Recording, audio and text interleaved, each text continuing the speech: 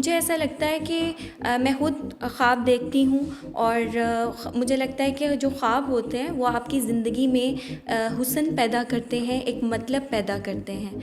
और green zone therapy की मैं ट्रेनर हूँ और पूरे पाकिस्तान में हम मुख्तलिफ़ जगहों पे इस पे ट्रेनिंग्स डिलीवर करवाते हैं और ये नए ख्वाब का एक फ्लैगशिप प्रोग्राम है। तो ग्रीन ज़ोन का जो स्टेप नंबर 7 है वो है ख्वाब देखने के बारे में, वो है अपने पोटेंशियल को रियलाइज़ करने के बारे में।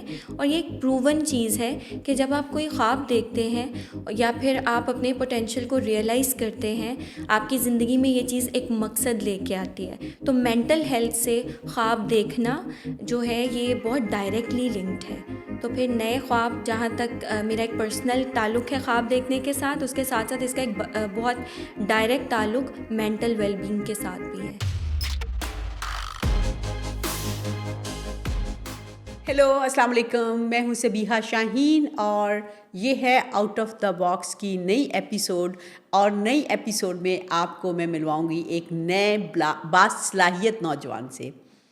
आप लोगों ने सुना होगा और जानते होंगे कि छोटे छोटे शहरों से बच्चे जो हैं, स्टूडेंट जो हैं, वो बड़े बड़े शहरों में पढ़ने के लिए आते हैं। पहले वो पढ़ने के लिए आते हैं, जब तालीम मुकम्मल हो जाती है तो फिर वो नौकरियों की तलाश में वहाँ रुक जाते हैं और फिर आहिस्ता आहिस्ता उनकी ज़िंदगी वहीं गुजर जाती है। तो मैं आज एक ऐसे ही छोटे शहर के बड़े नौजवान से आपको मिलवाना चाहती हूँ।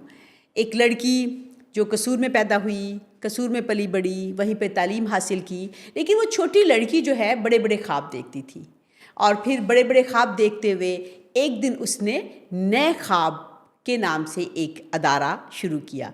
तो मैं आपको मिलवाती हूँ मुक़द्दस मजीद से। तो जी मुक़द्दस, बताइए ये कितना यूनिक नाम है। अच्छे ख्वाब भी देखे जाते हैं, ख्वाब भी देखे जाते हैं, लेकिन आपने नौजवानों को नए ख्वाब देखने की जो है एक जगह दिखाई है या एक वजह दी है। तो ये आपके ज़हन में कैसे ख्याल आया और क्यों ख्याल आया और आपने ये नाम क्यों रखा नए ख्वाब? ये सबसे पहले तो मैम सबीहा, बहुत शुक्रिया कि आपने मुझे आज के एपिसोड में इनवाइट किया। और आपकी भी जो ऑर्गेनाइजेशन है, बरगद ऑर्गेनाइजेशन, उसका भी बड़ा किरदार है मेरी प्रोग्रेस में, मेरी स्ट्रगल में और इवन नए ख्वाब के जर्नी में भी।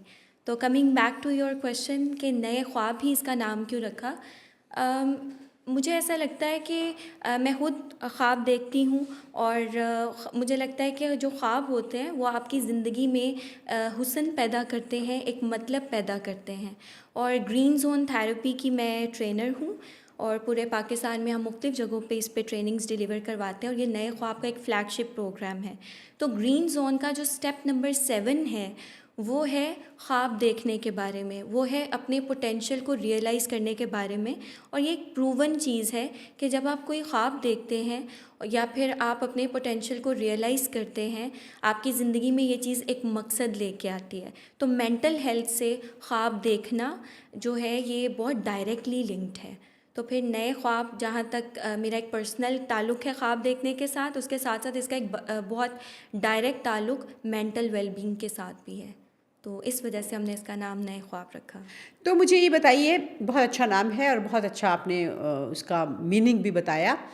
मुझे बताइए कि कसूर में अपनी ज़िंदगी गुजारी और फिर लाहौर आप पढ़ने के लिए आईं, तो क्या आप समझती हैं कि अब आप यहीं रहेंगी, यहीं पे काम करेंगी, या कसूर को आप याद रखेंगी और कसूर के लोगों के लिए भी काम करेंगी? जी, ये एक बहुत इम्पॉर्टेंट सवाल है। जैसा कि बहुत से लोग जो छोटे शहरों से बड़े शहरों में पढ़ने के लिए आते हैं और लाहौर चूँकि हब है हायर एजुकेशन के हवाले से और पूरे सूबे से यहाँ पर लोग आते हैं, तो यहीं के होके रह जाते हैं क्योंकि उनके इलाकों में अपॉर्चुनिटीज़ उस तरह से नहीं होती। तो जहाँ तक नए ख्वाब का है, नए ख्वाब फ़िलहाल ये एक online mental health and social wellbeing consultancy है, लेकिन हमारे इन पर्सन चैप्टर्स भी हैं जो कि मेंटल वेलबींग पे काम करते हैं। और हर शहर में जो वहाँ के एग्जिस्टिंग इदारे हैं, हम उनके साथ कोलैबोरेट करते हैं और इन पर्सन एक्टिविटीज़ करवाते हैं। तो इसका जो पहला इन पर्सन चैप्टर हमने बनाया था वो हमने कसूर में ही बनाया था और उसे कसूर के जो सरकारी और गैर सरकारी इदारे हैं, वहाँ के educational institutions, private and public, वहाँ की जो टीचर्स हैं, स्टूडेंट्स हैं, वो इसमें वॉलंटियर्स हैं और वो रेगुलर बेसिस पे हमारे सेशंस कंडक्ट करवाते हैं। ये मेरा ख़्याल है मैं आपने जैसे कहा कि छोटे शहरों से बड़े शहरों में, और हम दोनों मतलब छोटे शहरों से लाहौर में पढ़ने के लिए आई, क्योंकि मेरा ये बड़ा एक पर्सनल इशू रहा है हमेशा कि हम जब छोटे इलाकों से बड़े शहरों में पढ़ने के लिए आते हैं, फिर नौकरियों की तलाश में यहाँ रुक जाते हैं, फिर ज़िंदगी यहाँ गुजर जाती है, तो वो एक जो डिस्कनेक्ट होता है आपका अपने शहर के साथ हो जाता है, मतलब करना कोई नहीं भी चाहता। मुझे उसके अंदर दो मसले लगते हैं। एक मसला मुझे ये लगता है कि आप जब अपने इलाके से बाहर आते हो और फिर वापस वहीं पे सेटल हो जाते हो, उस इलाके में काम नहीं करते, तो एक तो वो इलाके कभी तरक्की नहीं करते, बिल्कुल। फिर वो वहीं के वहीं रह जाते हैं। और दूसरा, कहीं ना कहीं मैं तो ज़ाती तौर पे समझती हूँ कि मुझे तो ये आइडेंटिटी का इशू रहा है। मैं शायद लाहौर को आज भी उस तरह से ओन नहीं कर सकी जैसे कि आपका अपना शहर होता है। आप नई जनरेशन की हो, आपके हो सकता है एक डिफरेंट एक्सपीरियंस हो, लेकिन मैं अपना एक्सपीरियंस बताते हुए कहती हूँ कि कहीं ना कहीं आपकी आइडेंटिटी का इशू भी बनता है कि आप सारी ज़िंदगी एक जगह पे रहते हो, बट सारी ज़िंदगी आप उसको ओन नहीं करते। आपको लगता है कि आप इस शहर के नहीं हो। मतलब मैं अपने आप को लाहौरी नहीं कह सकती, और मैं नहीं कहती, मैं लाहौरी नहीं हूँ, बट मैंने सारी ज़िंदगी लाहौर में गुजर गई है। तो ये कहीं ना कहीं एक, चूँकि आप मेंटल हेल्थ की बात, वेलबींग की बात कर रहे हो, तो मुझे लगता है ये एक इमोशनल क्राइसिस होता है। आप समझती हो? अच्छा, इसमें मैं समझती हूँ कि इसमें हर एक का एक अपना एक्सपीरियंस होता है। कुछ लोग जो होते हैं उनका एक बहुत एक डीप ताल्लुक़ अपने उस छोटे शहर से होता है, और इसमें एक जेंडर वाली चीज़ भी आती है।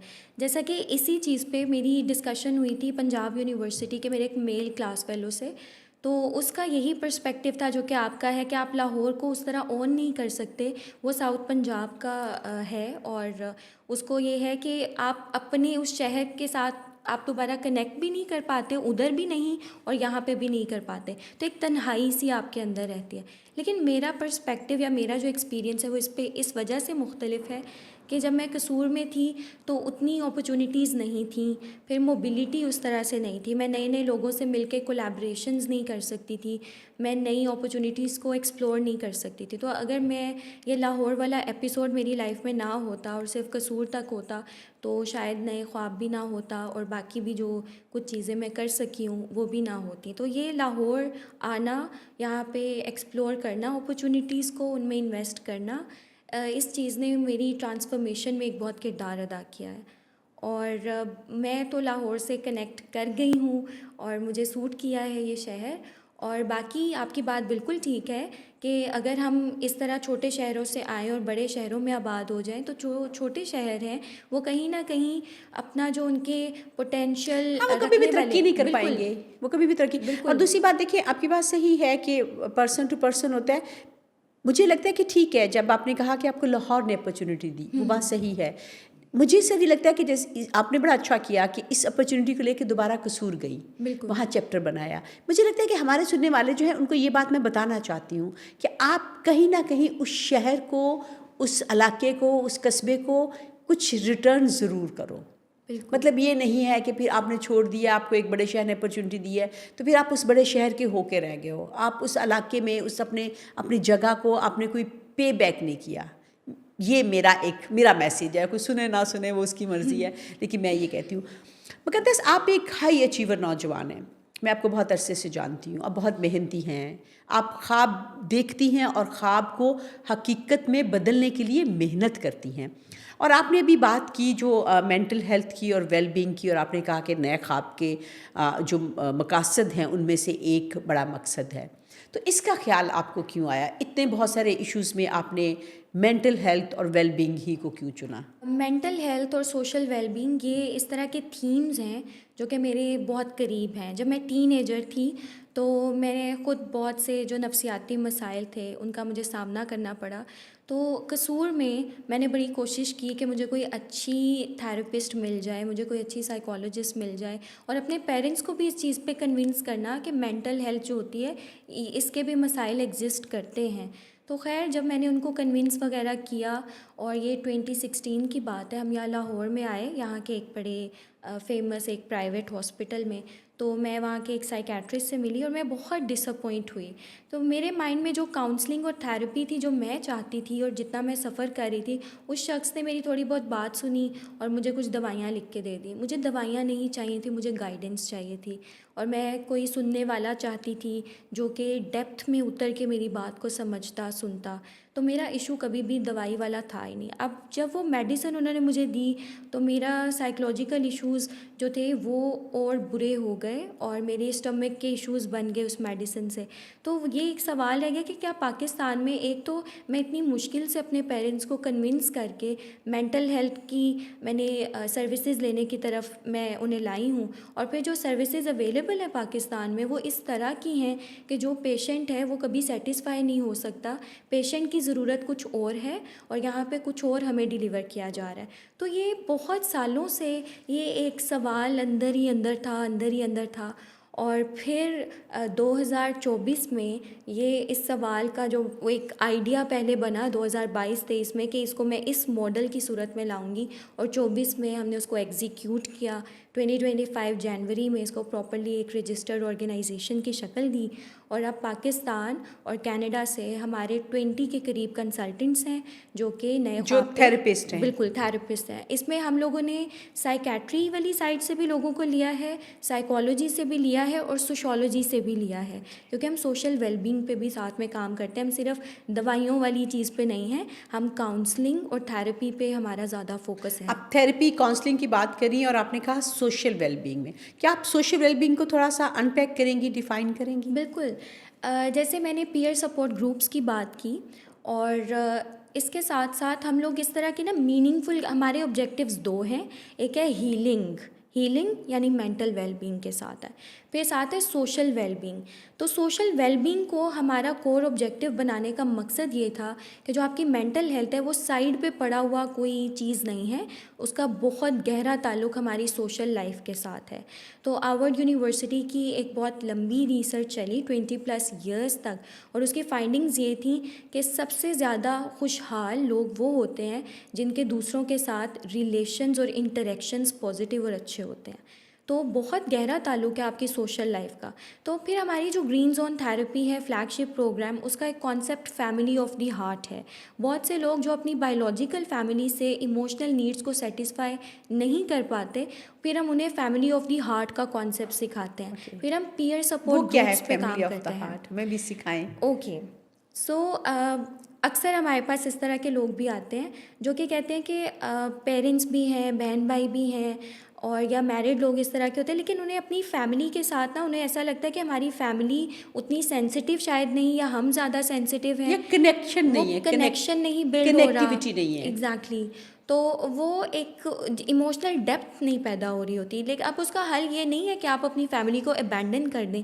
फैमिली एक फंक्शनल बेसिस पे आपकी चलती रहती है। तो फैमिली ऑफ द हार्ट का कॉन्सेप्ट है, ऐसे लोगों के ग्रुप को आप अपनी ज़िंदगी में वेलकम करें जिनसे आपका बायोलॉजिकल रिलेशन तो नहीं है, लेकिन वो आपके दिल की फैमिली हैं।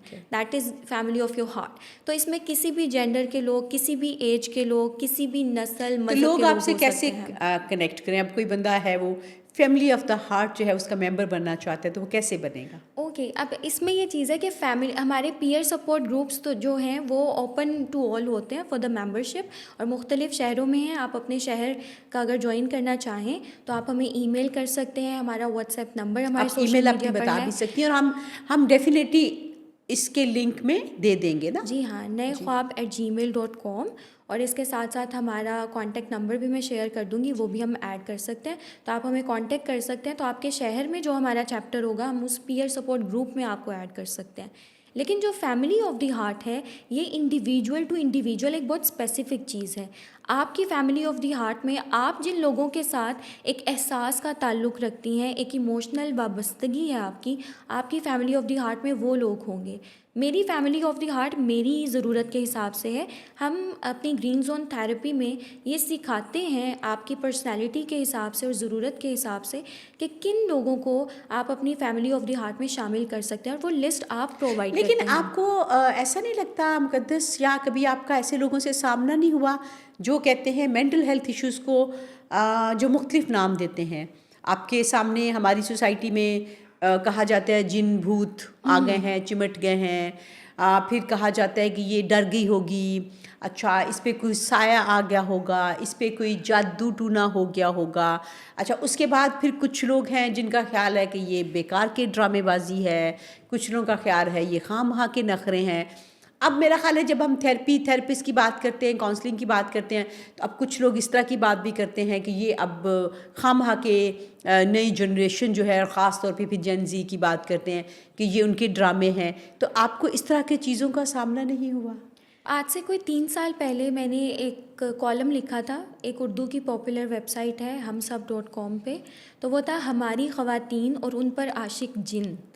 तो इस कॉलम में यही चीज़ों को मैंने कवर किया था, जो कि मेरी अपनी ऑब्जर्वेशंस थी अपनी एक्सटेंडेड फैमिली में, फैमिली फ्रेंड्स में, कि बहुत से जो सिम्टम्स हैं वो मेंटल हेल्थ के होते हैं, लेकिन उनको लिंक कर दिया जाता है नज़र लग जाने के जी, साथ, बिल्कुल। या फिर साया हो गया है, जिन्नात का साया है।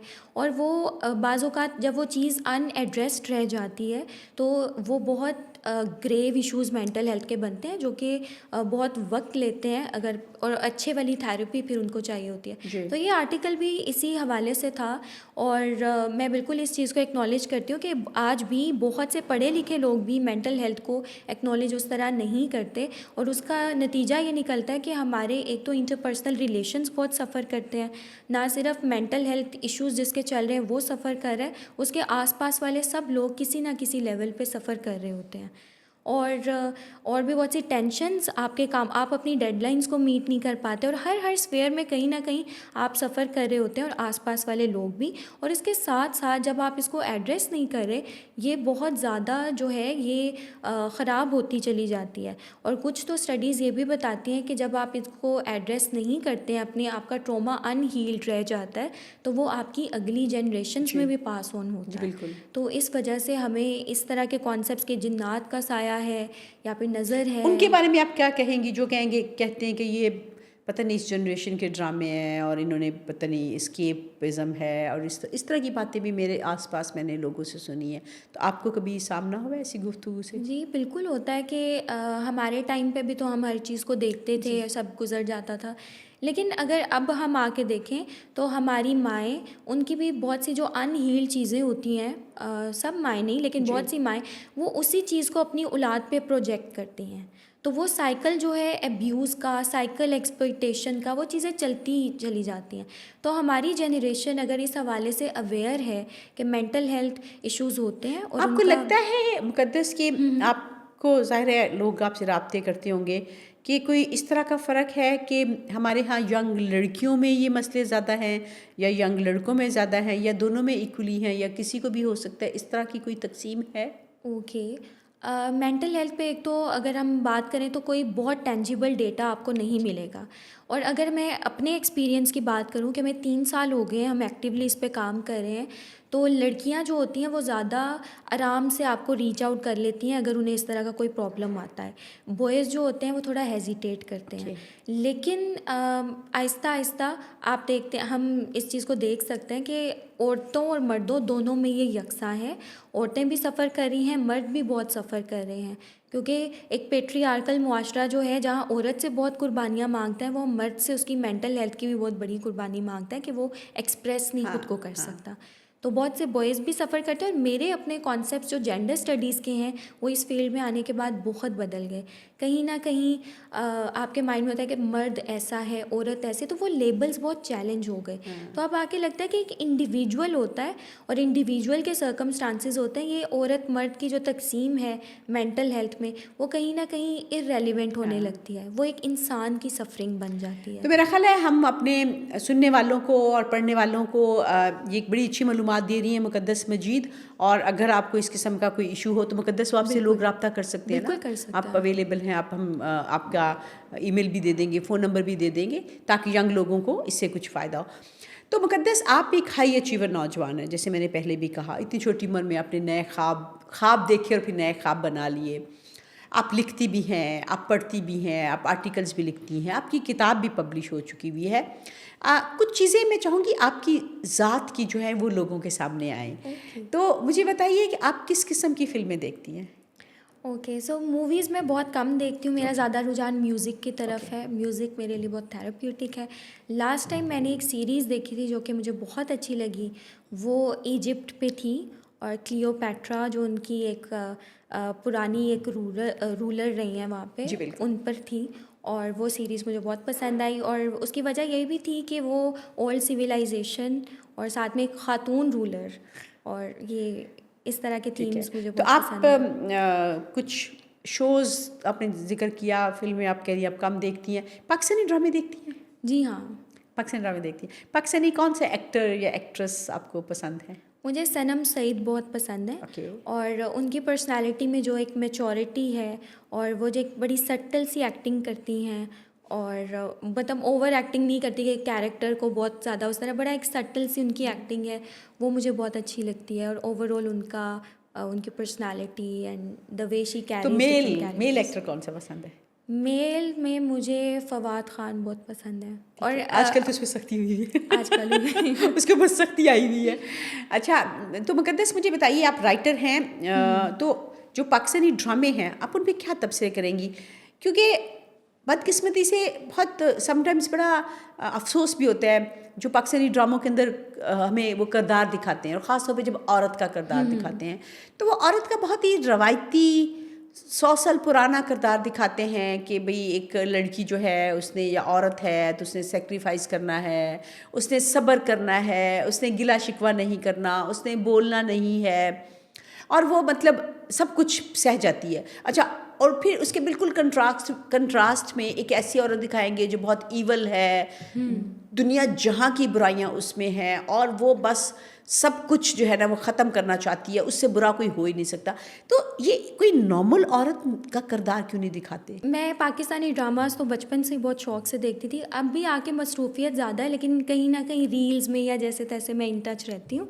तो जब मैं छोटी थी और मैं ड्रामास देखती थी, और एक जो बच्चा जब ड्रामास को देखता है तो वो कहीं ना कहीं वैसा बनने की कोशिश करता है, तो मैं ढूंढती थी कि जिस तरह की मैं हूँ वो वाली लड़की इनमें कहाँ है, और वो कहीं होती ही नहीं थी। अब कुछ हाँ, चीज़ें मतलब बहुत ज़्यादा ब्लैक एंड वाइट हाँ, उसको किया हुआ है। मैं ना तो मैं सबमिसिव हूँ, ना मैं उस तरह की एक ओपिनियन लेस लड़की हूँ जो कि अच्छी दिखाई जाती है, हाँ। और ना जिसको कुछ ही पता नहीं, बिल्कुल भोली-भाली ना, बहुत सीधी सादी, मतलब और इतनी भोली है कि उसको उससे सड़क क्रॉस नहीं होती, छोटी सी आवाज़ से वो डर जाती है। वो इतनी भोली है कि उसको कोई कुछ भी कह जाए तो आगे से कुछ नहीं कहती, ना तो उसने कहना सीखा ही नहीं।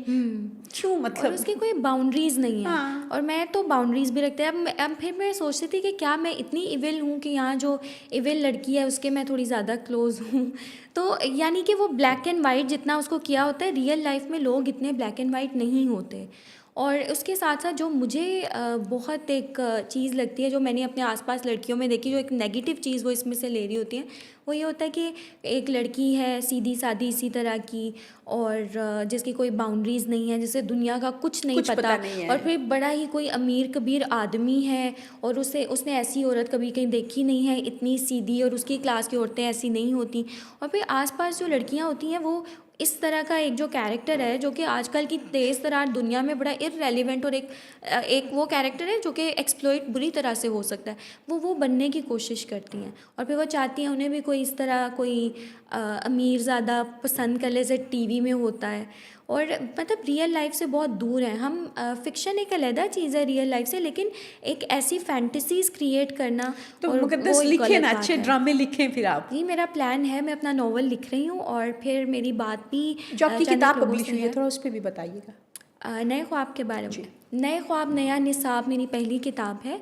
वो डॉक्टर खालिद सुहेल एक कैनेडियन साइकोथेरेपिस्ट हैं, उनके साथ मेरा एक लिटरेरी डायलॉग है। ये एक इंटरजेनरेशनल डायलॉग है, और 2 डिफरेंट कल्चर्स से ताल्लुक़ रखने वाले लोगों के दरमियान डायलॉग है, और 2 डिफरेंट जेंडर के लोगों के दरमियान डायलॉग है। तो इसमें हम डिफरेंट चैप्टर्स को कवर करते हैं और एक दूसरे से सवालात करते हैं, ख़वातीन के हकूक़ के हवाले से, इंसानी हकूक़ और मेंटल हेल्थ के हवाले से। कुछ चैप्टर्स लिटरेचर पर हैं, कुछ मज़हब पर हैं, तो हमने डिफरेंट थीम्स को टच किया है, और ये तो 30 ऑनलाइन आपकी लेक्चर्स जो का बुक है। है वो अवेलेबल है? इसके कुछ जो एपिसोड्स हैं, कुछ लेटर्स हैं, वो हम सब .com पे जी। पब्लिश हुए हैं, वो वहाँ से पढ़े जा सकते हैं। और अगर कोई पूरी बुक पढ़ना चाहें तो वो हमारे वो पब्लिशर से ख़रीदें। ऑर्डर कर जी सकते हैं। बिल्कुल, वो ख़रीदें, और मैं चाहूँगी कि लोग ज़रूर ख़रीदें आपकी किताब। एक नौजवान लड़की ने जो किताब लिखी है और इतनी कम उम्री में लिखी है, थैंक यू। तो मेरा ख़्याल है बहुत अहम है। तो थोड़ा हम आगे बढ़ते हैं। आपने कहा आपको म्यूज़िक का शौक़ है, किस किस्म का म्यूज़िक सुनती हैं आप? मैं हर तरह का म्यूज़िक सुनती हूँ, इवन उन लैंग्वेजेस का भी जिनकी मुझे समझ भी नहीं आती। तो कभी भी मैं कुछ सोच रही हूँ, या मैं किसी चीज़ में स्टक महसूस करूँ, और फिर मैं म्यूज़िक उस हिसाब से सुनती हूँ, और मुझे लगता है मुझे अपने सॉल्यूशंस मिल जाते हैं। और ज़्यादातर मुझे वैसे गज़ल्स जो है वो अच्छी लगती हैं। कौन सा सिंगर और पसंद है आपको?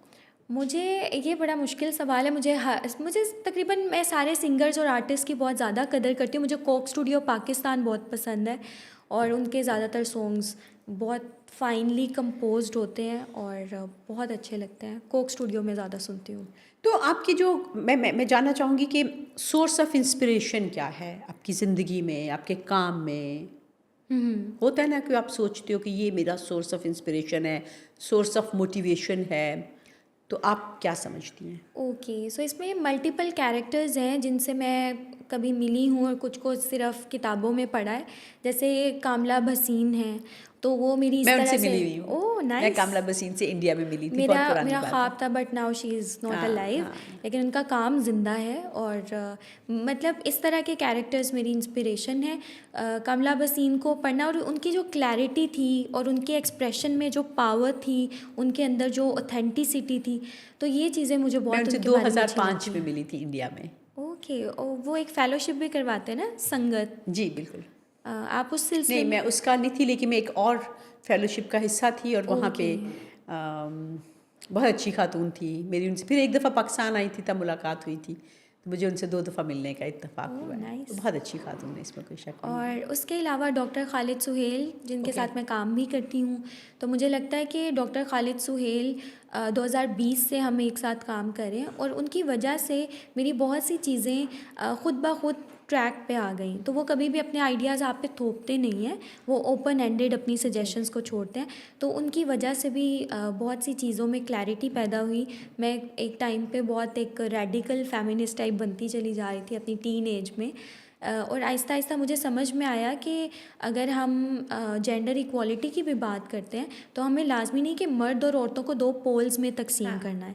हम इसको एक बड़ी ह्यूमनिस्टिक अप्रोच भी इसमें रख सकते हैं और बहुत सी चीज़ें हैं जो फिर कॉन्सेप्ट्स ऑफ इंटरसेक्शनैलिटी और जी। इस तरह की और भी बहुत सी चीज़ें आ जाती हैं और चीज़ों की बहुत लेयर्स होती हैं। तो ये सारी चीज़ें मुझे समझ में आई जब मैंने एक ह्यूमनिस्ट एक मर्द के साथ काम किया जो कि जेंडर इक्वालिटी पे यकीन रखता था। तो उन्होंने भी मुझे बहुत इंस्पायर किया है और भी कुछ बहुत से लोगों को लोग आपकी हैं। ये बात नागवार गुजरेगी, मैं अभी बता देती हूँ। बिल्कुल, अपने अपने हाँ, बिल्कुल, पर्सपेक्टिव्स। बिल्कुल। ठीक है, तो आप किस किस्म की बुक्स पढ़ती हैं? आपने बताया, कोई ख़ास बुक जो आप रिकमेंड, मैं चाहूँगी नौजवानों को कोई आसान सी किताब रिकमेंड करें। ओके, सो मैं जो किताबें पढ़ती हूँ उसमें पोइट्री भी है, फ़िक्शन, नॉन फ़िक्शन, सारी किताब इस तरह की पोइट्री बुक्स तो हैं। आपकी सुनेंगे अभी हम एंड पे। श्योर। सो अभी मुझे जो अभी बुक मेरे माइंड में आ रही है जो कि इजी भी है और बहुत अच्छी भी, वो है द प्रॉफिट, खलील जिब्रान की। एक पोइटिक प्रोज है और लाइफ लेसन्स हैं इसमें, डिफरेंट चैप्टर्स हैं लव पर, मैरिज पर, चिल्ड्रन पर और भी डिफरेंट थीम्स पर इस पे हैं। तो ये मेरी फेवरेट किताबों में से एक किताब है। ठीक है, मैं चाहूँगी कि आप नौजवानों को मुखातिब करें, ज़ाहिर है बहुत अहम चीज़ें आप कर रही हैं। आपने पिछले कुछ अरसे में देखा होगा पाकिस्तान में अभी भी बदकिस्मती से हम रिसेंटली भी एक वार इन्वायरमेंट से गुजरे हैं और आपने देखा है कि जब वो वार का टाइम था उस वक्त हमारे लोग जो हैं सारे के सारे मीम्स बना रहे थे, सोशल मीडिया पे भी मीम्स थी। अगर कहीं पे कोई जंग का माहौल पैदा हो रहा था या कोई पता चलता था कि अच्छा कोई ड्रोन गिरा है, तो हमारे लोग जो हैं वहाँ पे पहुँच जाते थे फिज़िकली। देखिए, मुक़द्दस एक लिहाज से ये हम इसको कहते हैं, ये कोपिंग मैकेनिज़्म है ना, कि हम इन चीज़ों को इतना लाइट लेते हैं कि हम इनका मजाक उड़ा देते हैं। लेकिन शायद एक दूसरा एंगल भी है। वो दूसरा एंगल ये है, ये मेरा मियाँ है जो हमेशा दूसरा एंगल लाता है। वो कहता है दूसरा एंगल ये भी है कि हम नम हो चुके हुए हैं। मतलब हमें चीज़ें जो हैं वो उस तरह से मुतासर ही नहीं करती। मतलब कितनी भी खौफनाक चीज़ है वो हमें उस तरह से असर नहीं करती। आपका इस पे क्या ख्याल है? और फिर आपने देखा, अपने बचपन में देखा होगा, हम बदकिस्मती से एक पूरे इस तरह के टाइम से गुजरे, वार ऑन टेरर पे गुजरे। हमने एक्सट्रीमिज़म देखा, हमने रेडिकलाइजेशन देखा, हमने टेररिज्म देखा, हमने ब्लास्ट देखे। आपने शायद कम देखे होंगे, मैंने तो अपनी ज़िंदगी में बहुत देखे, खौफनाक ब्लास्ट देखे। मतलब ऐसा वक्त भी देखा जब आप घर से बाहर नहीं निकल सकते थे। तो शायद उस सारे माहौल ने हमें अब इतना इस तरह का कर दिया है, हम इसको रेजिलिएंट भी कह सकते हैं और एट द सेम टाइम हम ये भी कह सकते हैं कि हम बेहिस भी हो चुके हुए हैं।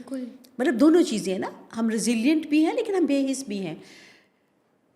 आप आप इस पे क्या कहेंगी, आप इस पे किस तरह तबसरा करेंगी, क्योंकि आप राइटर हैं, राइटर तो और फिर शायरा हैं, राइटर हैं और बड़े हसास लोग होते हैं, आर्टिस्ट हैं आप। आई थिंक कि दोनों जो आपने साइड्स इसमें बताई हैं, दोनों पर्सपेक्टिव्स ही इस चीज़ में वैलिड हैं। जब हम भी बड़े हो रहे थे तो अक्सर इस तरह के वाक़यात हो जाते थे पाकिस्तान में, तब भी टेररिज्म अरूज पे था, और एपीएस वाला वाक़या जिसने सबको हिला के रख दिया था। और उसके बाद जैसे स्कूल्स में सिक्योरिटी हो रही है, टीचर्स इस बारे में बात कर रहे हैं, आप टीवी ऑन करते हैं बचपन में तो कार्टून्स तो आप क्या ही देखते हैं, आपको सारी ख़बरें ऐसी मिल रही हैं, इतने लोग यहाँ मर गए, इतने वहाँ मर गए और यहाँ धमाका हो गया है। तो हम शायद बड़े ही ये सब सुन सुन के हुए हैं, तो अब हम उस चीज़ में ना नम हो चुके हैं वाकई में। और जो दूसरी बात आपने की कि हम इन चीज़ों को लाइट ले जाते, फिर हम इस चीज़ को देखें कि हमारे पास और ऑप्शन क्या है, एक इंडिविजुअल क्या कर सकता है, तो वो फिर एक कोपिंग मैकेनिज्म भी बिल्कुल होता है ना, कि आप ये करते हो और आप थोड़ा रिलैक्स फील आप उसको करते एक हो। ह्यूमर वाली साइड पे ले हाँ, जाते हैं। लेकिन कहीं ना कहीं जैसे कि नफ्सियात में भी ये एक चीज़ है कि जो बहुत से ह्यूमरस लोग होते हैं ना, वो कहीं ना कहीं उनका जो ह्यूमर है वो किसी ट्रॉमा या किसी सैडनेस में से निकल के भी आ रहा होता है। तो हमारा भी ये लेकिन जो एक बात है, ह्यूमर मुझे है। तो टैलेंट भी लगता है यार, हमारे ये लोग इतने टैलेंटेड हैं, इतनी अच्छी परफेक्ट मीम्स बनाते हैं, या जोक जो होता है वो इतना सटल होता है। मतलब मैं तो इसको टैलेंट के तौर पे देखती हूँ। मैं हमेशा बहुत अप्रिशिएट करती हूँ कि हमारे लोग कितने टैलेंटेड हैं। और 1 मिनट लगता है, इधर कुछ होता है और इधर साथ ही हमारी मीम्स की बारिश शुरू हो जाती है। तो जी वो मतलब तो है, हाँ, डेफिनेटली उसको तो नहीं इग्नोर किया जा तो सकता। आप समझती हैं कि हम अगर अपनी सोसाइटी के अंदर पीस को प्रमोट करना चाहते हैं, अगर हम रूल ऑफ लॉ की बात करना चाहते हैं, अगर हम अपने सोसाइटी को बेहतर करना चाहते हैं, तो ज़ाहिर है नौजवान और आप जैसे नौजवान बड़ा अहम रोल प्ले कर सकते हैं। क्या रोल प्ले कर सकते हैं आप बताएं मुझे, और दूसरा आप नौजवानों को क्या नसीहत करना चाहेंगी? वैसे मैं नसीहतों के बड़े ख़िलाफ़ हूँ, लेकिन एडवाइस क्या करेंगी आप? ओके, सो पहले तो वही बात कि जैसे अब हम लोग बेहिस हो चुके हैं, तो हमें वो थोड़ी सी एक सेंसिटिविटी जो है वो पैदा करने की ज़रूरत है। तो मैं अभी कल न्यूज़पेपर में एक आर्टिकल पढ़ी थी जो कि कराची की किसी मेडिकल की स्टूडेंट ने शेयर किया था। उसने कहा कि हमें जिस तरह के डॉक्टर्स बनाया जा रहा है, हम दिन रात पढ़ रहे हैं, इतना स्टडीज़ का प्रेशर है, लेकिन हमारी मेंटल हेल्थ का कोई ख्याल नहीं रख रहा। हमारे टीचर्स भी उसी तरह के सफाक हैं और हमें भी लगता है हम भी वैसे ही सफाक बन जाएंगे जब तक हम उस स्टेज पे पहुंचेंगे। तो हम कैसे डॉक्टर्स हैं जब हमने सर्व लोगों को करना है और हमारे अंदर वो सेंसिटिविटी मरती चली जा रही है। तो हर फील्ड में, हमारे एजुकेशनल इंस्टीट्यूशंस में भी हम इस तरह की एक्टिविटीज़ को बनाएं, एक नॉर्म बनाएं कि जिसमें हम थोड़ा सा अपने अंदर की जो सेंसिटिविटी है उसको जगाने की कोशिश करें, ताकि हम दूसरे का जो होता है उसका पेन महसूस करने की कोशिश करें। स्टोरी शेयरिंग या इस तरह की स्टोरी टेलिंग टाइप जो एक्टिविटीज़ हैं वो हम इंट्रोड्यूस करवाएं अपने एजुकेशनल इंस्टीट्यूशंस में, और उनको बिल्कुल एक जो होता है ना रिजिड किस्म के कमर्शियल वाला जो एक रूप उन्होंने ले लिया है, उससे थोड़ा सा निकलते हुए थोड़ा ह्यूमन टच उसमें ऐड करें। तो वो एक सेंसिटिविटी जब हम हर लेवल पे थोड़ी सी करेंगे तो हमारे आपस में एहसास पैदा होगा और हम बेहतर तौर पे एक दूसरे के साथ कनेक्ट कर सकेंगे। और जब आपका छोटी सतह से हम शुरू करते हैं और एक एहसास का बॉन्ड आपका बनता है दूसरे लोगों के साथ, तो फिर हम उस चीज़ का एक बड़ी सतह पे भी उसके रिजल्ट्स देख सकते हैं। क्योंकि अगर हम हमेशा क्रिटिसाइज़ कर रहे होते हैं, हमारी स्टेट ऐसा करती है, गवर्नमेंट ऐसा करती है, इदारे ऐसा करते हैं, लेकिन हम जब इंडिविजुअल पे आते हैं, इंडिविजुअल भी उतना ही बेहिस है जितनी बेहिस हमारी रियासत या दूसरे इदारे हमें दिखाई देते हैं। तो हमें इस पे डिफरेंट लेवल्स पे काम करने की ज़रूरत है, इंडिविजुअल लेवल पे भी और दूसरे बड़े लेवल्स पर भी। ठीक है, तो नौजवानों के लिए आपकी नसीहत ये है कि वो क्या करें? आपने अच्छा, उन पे अब ज़िम्मेदारी डाल पहले दी तो है। वो तो मैंने एक इदारों जी, में जी। डाला कि वो क्या कर सकते हैं। यंग लोगों पे ये है, जैसे मैं आजकल अपने आसपास बहुत से यंग फेलोज़ को देखती हूँ कि उनका जैसे स्क्रीन टाइम बहुत ज़्यादा हो जाता है, और उसकी वजह से एक तो वो मेंटल हेल्थ कंप्रोमाइज़ हो रही होती है, और वो ना अपने टाइम को प्रॉपर्ली इन्वेस्ट नहीं कर पा रहे होते, वो उनका वेस्ट हो जाता है और उन्हें पता नहीं चलता उनका कहाँ सारा टाइम गया, फिर डेडलाइंस मीट नहीं कर पाते, अपने टाइम को वैल्यू नहीं कर पाते। तो तो स्क्रीन टाइम कम करें। अपनी online and in person life का जो एक बैलेंस है उसको मेंटेन करें और उसके साथ साथ अपने टाइम मैनेजमेंट और टाइम की इन्वेस्टमेंट का ख्याल रखें। क्योंकि ये जो मैंने ऑनलाइन जो प्रेजेंस है उस चीज़ को इस वजह से भी हाईलाइट किया कि हम जिस दौर में रह रहे हैं इसमें हमारा आज का नौजवान जो है वो बहुत कंफ्यूज हो गया है कि रियल वर्ल्ड क्या है और जो वर्चुअल वर्ल्ड है वो क्या है, किसकी क्या रियलिटीज़ हैं, और वो कन्फ्यूजन जो है उनको समझ में नहीं आता कहाँ पे कैसे बिहेव करना है। तो इसका जो एक बैलेंस है इसमें गार्डियंस की भी, यंग लोगों की भी ये एक बड़ी कॉन्शियस एक जिम्मेदारी तो आप बनती है कितना कि उस टाइम बैलेंस को हम गुजारती हैं करें। स्क्रीन पे? मैंने अपना बहुत लिमिट किया हुआ है। अच्छा। मैंने कुछ टाइम पहले आइडेंटिफाई किया कि मेरे में कुछ चिड़चिड़ापन आ जाता था ज़्यादा स्क्रीन टाइम की वजह से। तो मैंने अपनी मॉर्निंग और इवनिंग में से स्पेसिफिक कुछ टाइम रखा है, तब मैं फ़ेसबुक, इंस्टा यूज़ करती हूँ और व्हाट्सएप पे तो आपका काम जारी होता है ना, हाँ। तो वो फिर मैं चेक करती रहती हूँ। और उसके अलावा मेरी ये कोशिश होती है कि मैं लोगों से मिलूँ, बातचीत करूँ, वॉक करूँ और चीज़ें पढ़ूँ, लिखूँ, इन ठीक है। चीज़ों पे करूँ और तो आप स्क्रीन टाइम अपनी कम करूँ। वेलबींग या अपनी मेंटल हेल्थ के लिए क्या करती हैं? मैं ग्रीन जोन फ़िलॉसफ़ी को फ़ॉलो करती हूँ ओके। और वो आपके इमोशंस में ना आपको बताता है कि आपके इमोशनल पैटर्न्स क्या हैं, किस चीज़ से क्या बात ट्रिगर हो रही है, किस शख्स से को मुझे कितना अवॉइड करना चाहिए, किसको मुझे कितना पास रखना चाहिए। तो ये सारी चीज़ें जो हैं जब आप उस लाइफ़स्टाइल को फ़ॉलो करते हैं तो आपको समझ में आती हैं। तो मैं उसको बहुत रिलीजियसली फ़ॉलो करती हूँ और उस वजह से मैं फिर टफ़ सिचुएशंस में भी काफ़ी हद तक मैं इमोशनली कंपोज़्ड रहती हूँ। तो आपकी हॉबीज़ क्या हैं? आप किस तरह की चीज़ें करना पसंद करती हैं अदर देन ओके। अपना काम, नए ख्वाब? ओके, मुझे म्यूज़िक सुनना बहुत पसंद है और मैं वो बंदी हूँ जो कि हॉस्टल भी अगर होगी तो वो हमेशा थोड़ा बहुत मेकअप और अच्छी लुक्स में आपको नज़र आएगी, क्योंकि मुझे तैयार होने का क्रेज़ है कौन-सा बचपन से। मेकअप आपको ज़्यादा पसंद है? कौन-सी चीज़ मेकअप के अंदर? मेकअप में मुझे ग्लॉस अच्छा लगता है और ब्लश ऑन एंड काजल। ठीक है। लेकिन मैंने ग्लोव्स तो हर वक्त लगाया हुआ होता है। सो मुझे तैयार होना बहुत अच्छा लगता है तो और मतलब आपसे परफ्यूम मेकअप की लगा के टिप्स भी ली जा सकती बिल्कुल हैं? ली जा सकती है। मैंने तो 2-3 ब्राइड्स भी तैयार की हुई हैं, अच्छा, ज़बरदस्त। Engagement brides. अच्छा, अच्छा, अच्छा, हुँ। Great, great.